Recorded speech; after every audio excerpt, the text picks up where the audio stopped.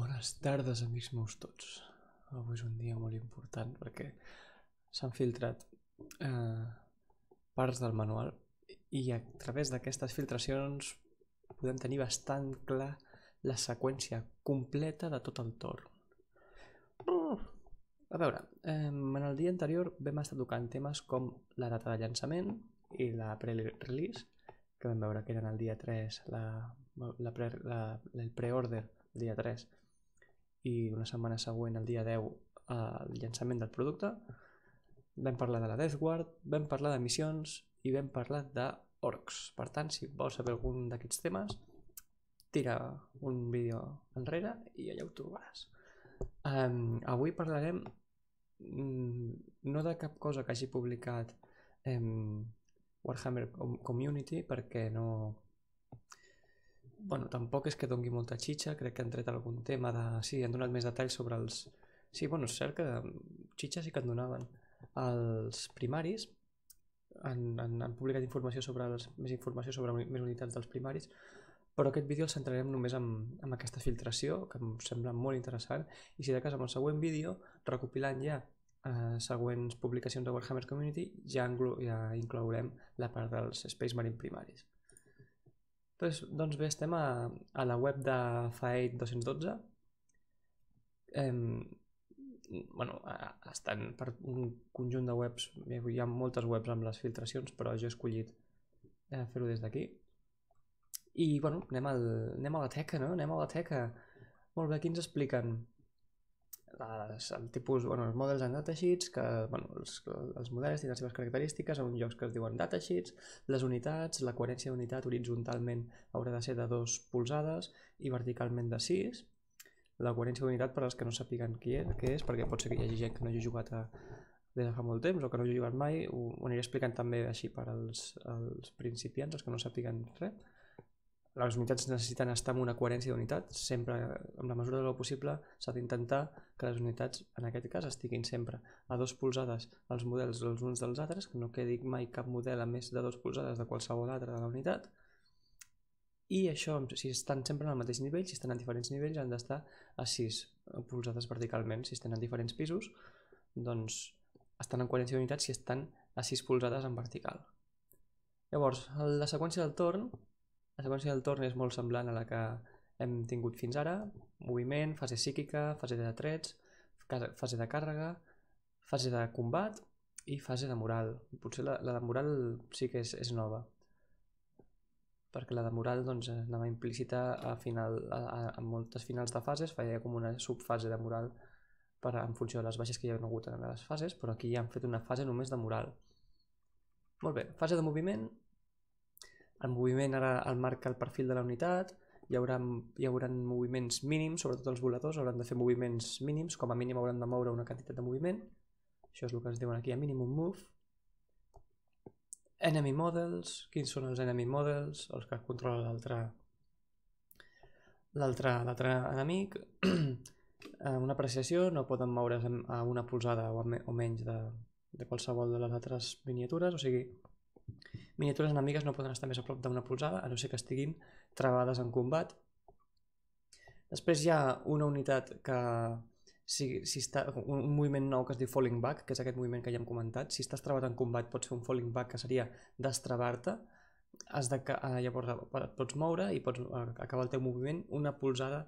Has d'acabar el moviment més d'una polzada més lluny de la unitat a la que t'estàs destravant. I això, i les unitats que es destraven d'aquesta manera no podran fer advance, que és el moviment de córrer aquest que havíem comentat, o carregar. Però sí que podran disparar. No. No podran disparar a no ser que siguin voladors. Important. O sigui, en principi no podran fer res, excepte els voladors que podran disparar. Bueno, suposo que la fase psíquica sí que la podran fer. Aquí no estan dient res de la fase psíquica.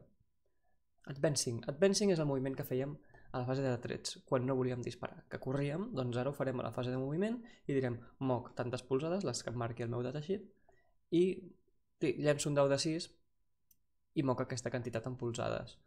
Això què fa? Que després a la fase de dispar no puguin disparar ni carregar. A la fase de dispar no podran disparar, a la fase de trets no podran fer trets, i fase de càrrega que no podran carregar. Fase psíquica, important, canvis. Això pel que he estat llegint és com una mica un retorn a edicions anteriors. Cada psíquic tindrà, en funció del seu nivell de maestria, seria el nivell de maestria, tindrà la seva quantitat de poders psíquics, excepte l'Smite, que el tindran tots, i la seva maestria també marcarà el número de poders psíquics que podran executar cada fase de psíquica. Llavors, això què vol dir? Que cada psíquic té els seus poders, els executa ell i punt. No estem fent uns pools de càrrega de disformitat com es feia abans. Bueno, la càrrega, no sé si era de disformitat, unes càrregues psíquiques que s'acumulaven tenint molts psíquics i després hi havia un o dos que eren els encarregats d'executar i de gastar aquestes càrregues. Aquí no, aquí cadascú té els seus poders i es llencen. Normal, no, senzill, lògic, m'agrada. Cada poder tindrà un test psíquic.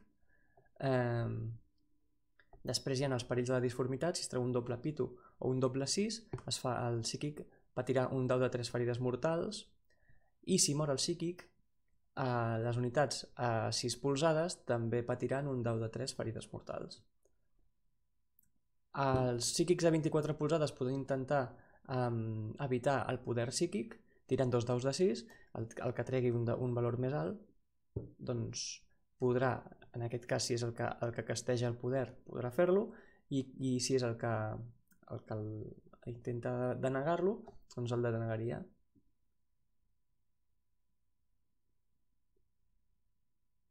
Ha de superar.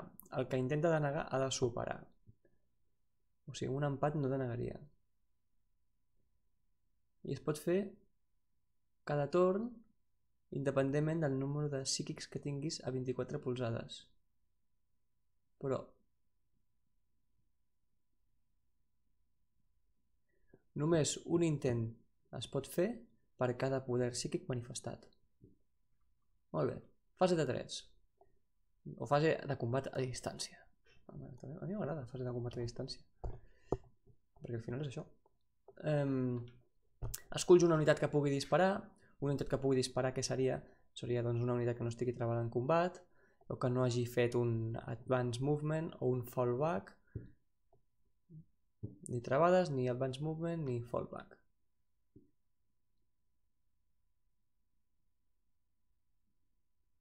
Molt bé.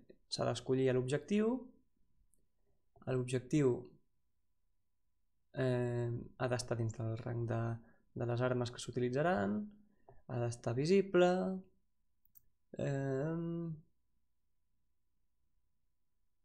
no poden estar travades els models objectius, les unitats objectiu. Llavors s'escull l'arma, es defineixen el número d'atacs i es resolen els atacs. Com es resolen els atacs? Es tira per impactar, es tira per ferir, el per impactar el tenim en el datasheet del model que dispara.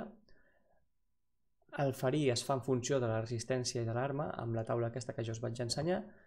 Si la força és igual que la resistència vas a 4, si la força és més gran que la resistència vas a 5, si és el doble o més vas a... No, perdoneu, m'ho estic fent malament. Si la força és més gran que la resistència vas a 3, si la força és el doble o més de la resistència vas a 2, si la força és menor que la resistència vas a 5, i si la força és la meitat o menys de la resistència vas a 6. Després s'assignen les ferides. El jugador propietari de les miniatures que reben les ferides és el que les assigna, però només hi ha una restricció, que primer has de posar ferides a les miniatures que ja en tinguin una. Això és perquè no es reparteixin les ferides amb unitats de múltiples ferides, sinó que si una ja ha patit una ferida, la següent serà per ell, i així provoques que les miniatures vagin morint el més ràpid possible. Molt bé, la tirada de salvació, l'armadura marca la tirada de salvació, que s'haurà d'aplicar la penalització si l'arma en té de penalitzar tota armadura, i després, si està en terreny o en cobertura, també pot ser que això modifiqui la salvació. O sigui, la salvació pot veure's bonificada per la cobertura o el terreny i pot veure's penalitzada per l'arma. l'arma pot ser que tingui penalitzador. I ja està. I després es fa el mal, inflict damage. Es fa el mal que marqui el perfil de l'arma, si s'ha de tirar un dau, es tira un dau. Llavors què ens diuen? Les salvacions invulnerables. Pots escollir utilitzar sempre la salvació per armadura o la invulnerable. La invulnerable no es veurà mai afectada per als APs de les armes. APs vull dir el valor de penalitzador d'armadura. Suposo que és Armor Penalization o Armor Penetration o alguna cosa així. Després, Mortal Wounds. Les Mortal Wounds són ferides que... Com era això? Sí, bueno, aquestes ferides tenien una de les peculiaritats, era que en principi tot el mal, si les armes fan un dau de 3 de mal i la miniatura només té un de mal, encara que tu facis 3 punts de mal, aquella miniatura, si només en té una ferida, les altres ferides no es reparteixen entre les altres miniatures de la mateixa unitat. Amb les Mortal Wounds, sí. Aquí es fa això. Vale? O sigui, si fas 6 ferides mortals o 3 ferides mortals, podries matar 3 miniatures d'una ferida. Molt bé. Hi havia alguna altra apreciació que ara no ho puc llegir bé, perquè és molt... Each mortal wound inflict...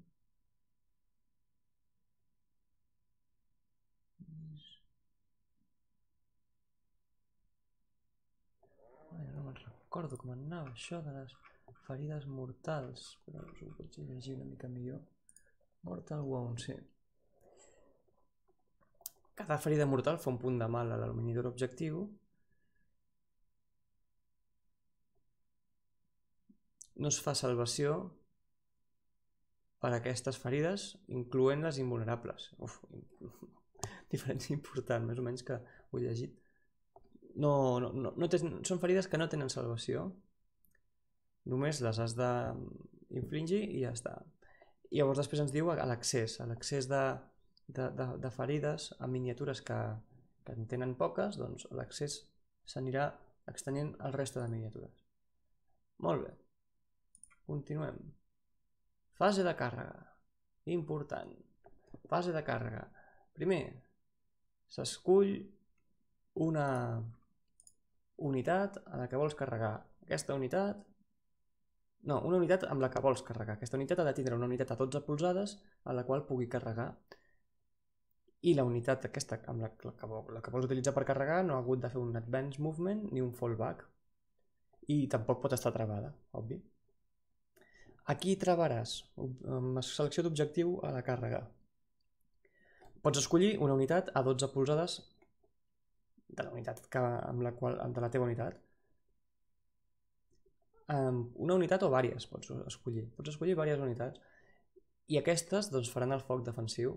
El foc defensiu, en diferència amb el foc defensiu d'abans, sempre i quan no estigui la unitat travada, podrà fer tantes vegades el foc defensiu com vulguis, per evitar les fulleries aquelles de que t'assalto amb una unitat de merda, si no em fas foc defensiu et travaré i ja no podràs fer foc defensiu, per tant fes-me foc defensiu i encara que em matis la unitat, ja quan et carregui amb la unitat amb la que vull realment carregar, ja no podràs fer foc defensiu perquè només es podia fer una vegada per torn.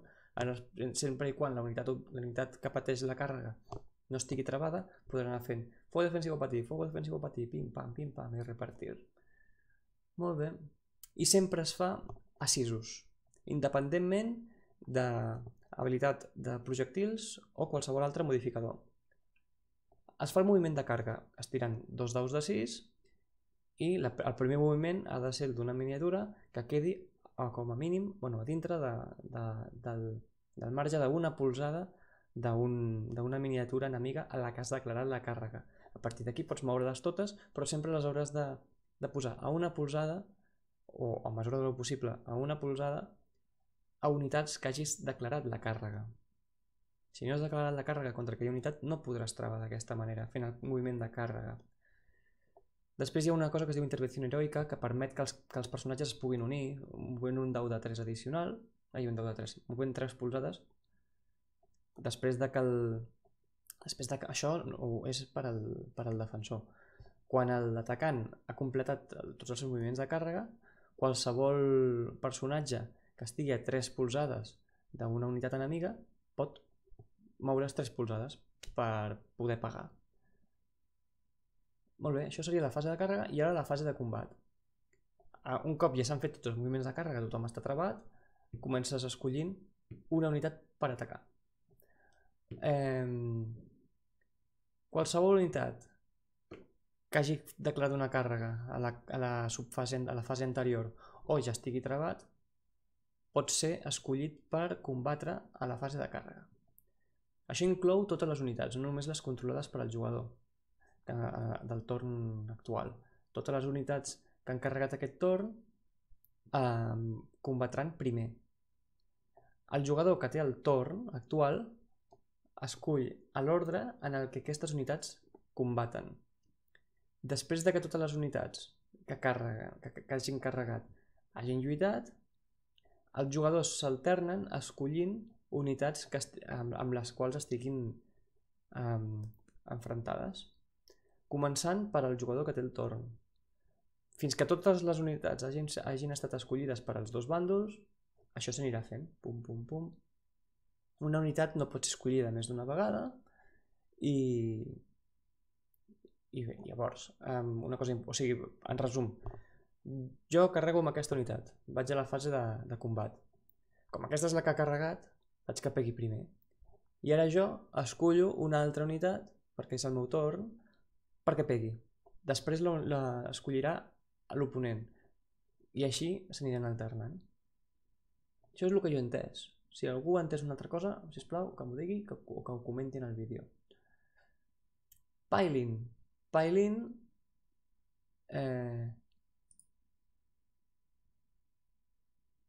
sí, segurament no ho esteu llegint molt bé. Home, això ja és una altra cosa. Però no puc moure cap a baix. Merda. Fallo meu. No puc moure. Sí, ho esteu veient una mica petit, oi? Bueno, això a veure si ho puc arreglar així una mica fàcilment.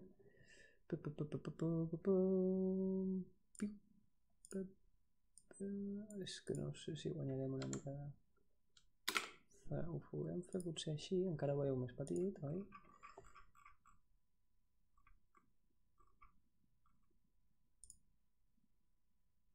I així. Així es veu una mica millor.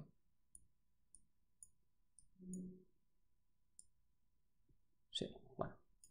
Ja us ho estic explicant tot, però bueno, estem en el punt 2, en el piling. Llavors, el piling bàsicament és que mous la unitat a 3 polzades perquè s'acabi de travar amb les unitats que estiguin en combat. S'escullen objectius, o sigui, dius, vale, ara pagaré aquesta unitat o aquestes unitats, sempre i quan ho podràs fer quan la unitat atacant tingui miniatures a una polzada o menys, i després es fan els atacs a distància. Està creant el nombre d'atacs, s'escull l'arma a melee. Les armes a melee no ens donen atacs addicionals, a no ser que ho digui la regla especial. Per tant, aquella regla de si tens 2 armes de melee tens un +1 a l'atac, s'ha acabat, això ja no tenim. Es resolen aquests combats i es consolida fent un moviment de 3 polzades. Molt bé. Per tant, així en resum, us ha quedat clar, no? Qualsevol unitat que hagi carregat en el torn anterior doncs serà la que et pegui primer.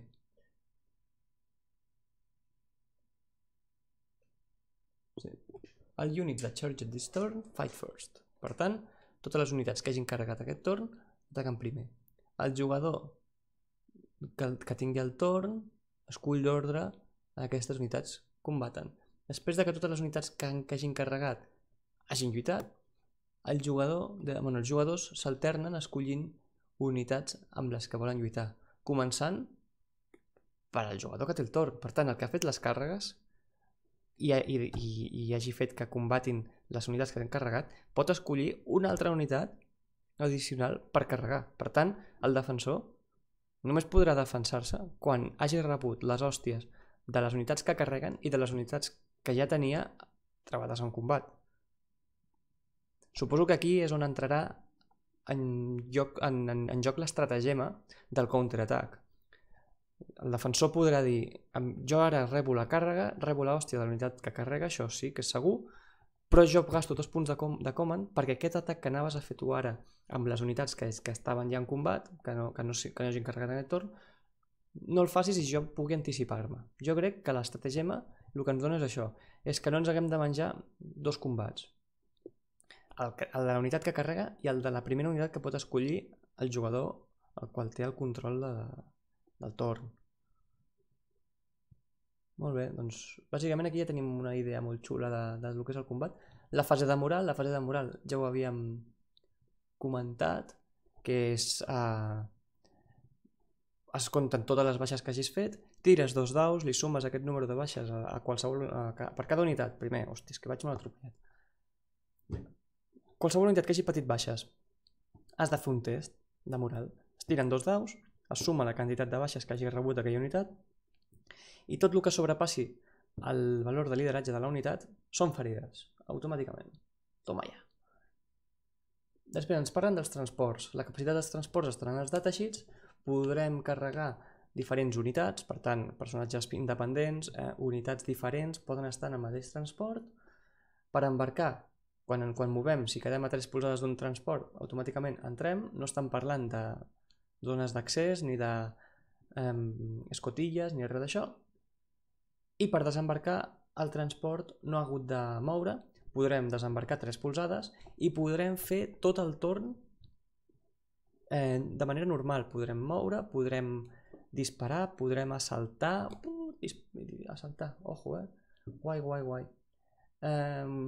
Una apreciació sí que diu és que quan desembarquis, que fas aquest moviment en 3 polzades, encara que tu no escollis moure't les polzades que t'has de moure en la fase de moviment, hauràs de comptar com si haguessis mogut en termes de tipus d'armes, perquè els tipus d'armes, en funció de si has mogut o no, com les pesades, penalitzen el dispar. Molt bé, més coses. Tipus d'armes. Precisament, armes d'assalt. Doncs les armes d'assalt, bàsicament el que poden fer és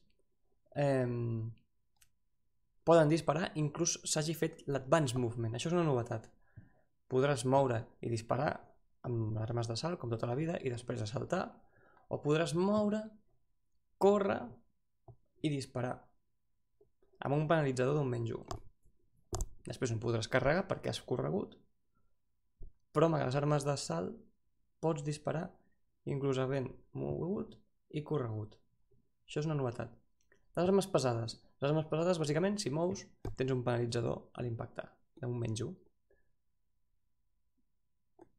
I el Rapid Fire, bàsicament, el que et diu és que si està a la meitat de la distància de moviment, fa el doble del número d'atacs que fa. Les granades, pots escollir entre disparar armes o disparar granades, i després hi ha les pistoles. Les pistoles poden disparar encara que estiguis travat en combat, novetat molt important. Llavors ens explica, cada cop que un model estigui equipat amb una pistola i amb qualsevol altre tipus d'armes a distància, haurà d'escollir si vol disparar pistola o el resta d'armes. Molt bé, diferència important que veig aquí? Doncs que pots carregar amb qualsevol arma. Sempre i quan no hagis corregut, pots moure, pots disparar i pots carregar. Perquè fins ara en cap moment ens ha dit que si dispares fuego rápido, rapid fire, o si dispares armes pesades, no et permeti assaltar. L'únic que et modifiquen, et poden penalitzar a l'impactar, però no estan parlant res de la fase d'assalt. Per tant, tornem a veure sempre, veiem en tots els aspectes d'aquest nou reglament, més trets, en definitiva, més baixes. Les unitats baixaran més ràpid. Molt bé. Què més? Aquí ens donen el Point Appendix, és la primera vegada que ja comencem a veure punts, L'únic que no tenim que comparar amb l'edició anterior perquè són punts dels primaris. Per tant, no podem comparar, veure si hi ha hagut una rebaixa o una pujada generalitzada de punts. Però això és el que ens van dir que tindríem els deteixits per una part i l'apèndix de punts per una altra. De manera que si volen actualitzar una de les dues parts, doncs no cal que toquin l'altra. I aquí podem veure, doncs, per exemple, l'Assault Bolter, que és una cosa que a mi em té una mica boig, perquè l'Assault Bolter ha patit un buff important, perquè dispara 3 vegades, té força 5, té un penalitzador d'un menys a l'armadura, val 7 punts. Si realment aquest Assault Bolter és el dels termis i tot això, segurament encarirà la unitat, perquè si és realment aquest Bolter d'Assalto, és molt millor que l'anterior.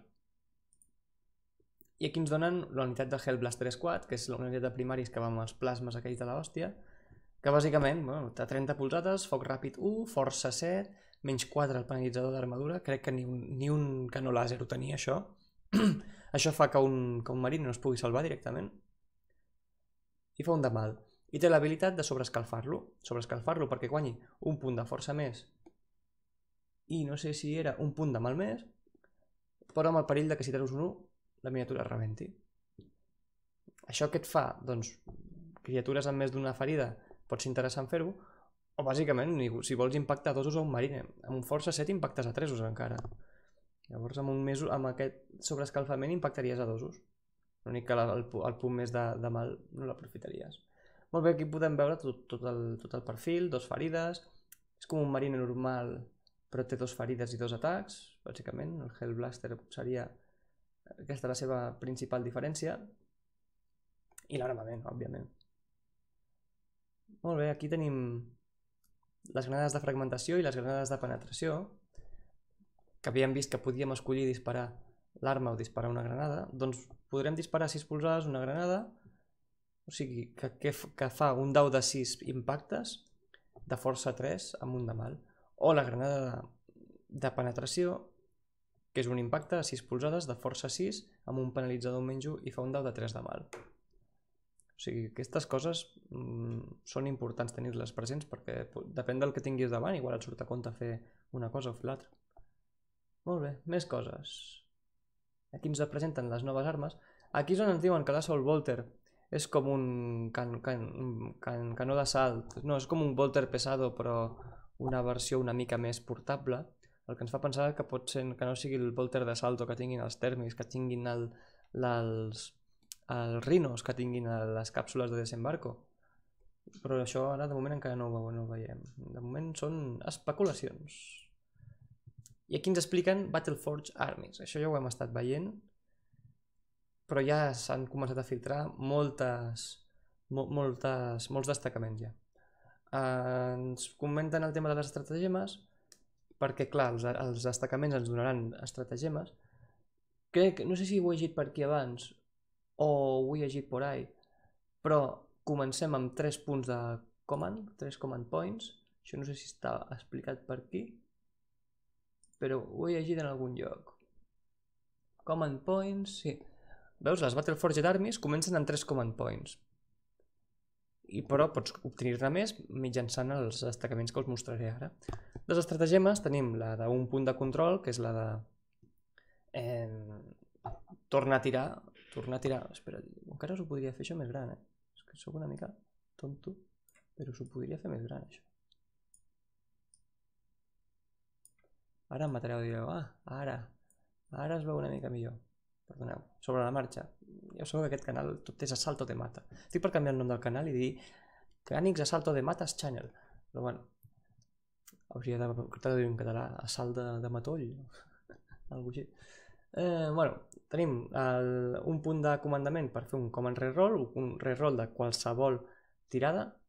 La counter offensive, que s'utilitza just després de que una unitat enemiga que hagi carregat, hagi lluitat, llavors et podràs anticipar. Això crec que és el que havíem dit abans. Ja veurem si això es dona, perquè clar, haurien de ser combats múltiples i no ho sé. I Insane Bravery. Insane Bravery és per superar directament a tirades de moral. Llavors aquí tenim els 3 destacaments que ja havíem vist bàsics i ens havien avançat. A mesura que el primer no et dona beneficis, però a mesura que li vas posant més carnaza, doncs et donarà 3 o fins i tot 9. Encara que el tercer destacament a 2.000 punts o a depèn de quins exèrcits serà complicat, complicat destacament. Ara, si ets guàrdia imperial o tirànids o orcos, suposo que serà més fàcil. Però bàsicament jo crec que veurem el destacament del mig farcit de destacaments que veurem a continuació, que són aquests, que són destacaments amb un HQ obligatori i 3 èlites, o un HQ obligatori i 3 suports, o 3 d'atac ràpid. Qualsevol d'aquests ens donen un punt de comandament, sumat al punt de comandament que tindríem per posar 2 HQs i 3 tropes de línia, doncs en tindríem 3 d'aquí més un per cada un d'aquests. Jo crec que això serà el que es veurà, perquè fer una brigade detachment és bastant heavy, encara que si es pot fer, endavant. Però les altres opcions són molt més flexibles, perquè no t'estan obligant a posar 6 tropes. L'únic que potser acabes tenint més HQs que el de brigada, perquè clar, tens 2 HQs per al batalló i un per cada un d'aquests. I després tenim els més friquis, més xulos, més friquis així del pal. Bueno, friquis no, perquè al final pot ser que es vegin molt sovint, El primer sí que és friqui, perquè és si vols posar HQs a cascoporro, doncs has de posar com a mínim 3, com a màxim 5, pots posar una d'élite i pots posar un Lord of War i això et dona un punt de comandament. Super Heavy Detachments, que són per portar caballeros espectrales, caballeros imperiales a saco, exèrcits íntegres d'això segurament, doncs a partir de 3 a 5 et donen 3 punts de comandament, amb els voladors el mateix, de 3 a 5 voladors et donen un punt de comandament. Podem portar un Lord of War allà independent i no ens donarà cap benefici, però bueno, estarà allà. I les fortificacions també, podem portar-ne de 1 a 3 i no ens donen cap benefici, però les podrem portar. Després hi ha un destacament molt curiós, que m'ha agradat bastant, que és el de... Pots portar qualsevol destacament auxiliar una vegada, crec que només el pots utilitzar una vegada. Ah, no, el pots utilitzar les vegades que vulguis, però et treuen un punt de comandament. Una cosa treu l'altra. Molt bé. I aquí hi ha una mica de... No em posaré a llegir ara, però és el tema del que els està passant als Ángeles Sangrientos, que amb la grida aquesta que hi ha hagut s'han quedat aïllats i estan rebent una somanta de palos dels tirànids i a veure com ho arreglem això. Doncs aquí us ho estan explicant una mica. Jo no us ho desvelaré, si voleu us ho llegiu. I aquí acaba aquest vídeo. Si t'ha agradat fes like, si no t'ha agradat fes dislike, si vols comentar alguna cosa fes el que vulguis perquè jo també ho faré. Així que vinga, bona nit i tapa't.